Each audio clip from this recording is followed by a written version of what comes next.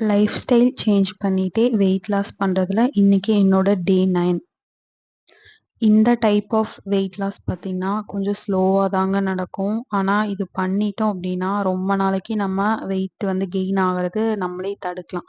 ஏன்னா, இந்த மாதிரி நம்ம சாப்பிடும்போது குவான்டிட்டிய மட்டும் தான் நான் இப்போ கம்மி பண்ணியிருக்கேன். வேற எந்த சேஞ்சுமே பண்ணலங்க. நார்மலா வீட்ல நம்ம என்ன சமைக்கிறோமோ அதுதான் சாப்பிடுறேன். பட் வந்து அளவு மட்டும் கம்மியாயிருக்கேன். இன்னைக்கு வந்து டே 9ங்க. ஃபர்ஸ்ட் டே இருந்ததுக்கும், 9த் டே இருந்ததுக்கும் எனக்கு ரொம்ப டிஃபரன்ஸ் தெரியுது. டிசிப்ளின் இருக்கு. அதுக்கப்புறம் நெறைய கிரேவிங்ஸ் கிடையாது. எது சாப்பிட்டாலும் குவான்டிட்டியோட, அளவோட சாப்பிட வேண்டியதா இருக்கு.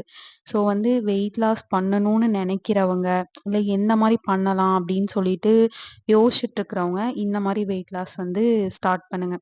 எப்படி அப்படின்னா, இந்த புரோட்டீனு, கார்போஹைட்ரேட் இத பத்தி நீங்க யோசிக்கவே தேவையில்ல இப்போதைக்கு. நீங்க என்ன வீட்ல செய்றீங்களோ, அத ஃபர்ஸ்ட்டு 1 மந்த்துக்கு சாப்பிடுங்க. ஆனா நல்லா சாப்பிடாதீங்க. ஆம் குவான்டிட்டிய கம்மி பண்ணி சாப்பிடுங்க.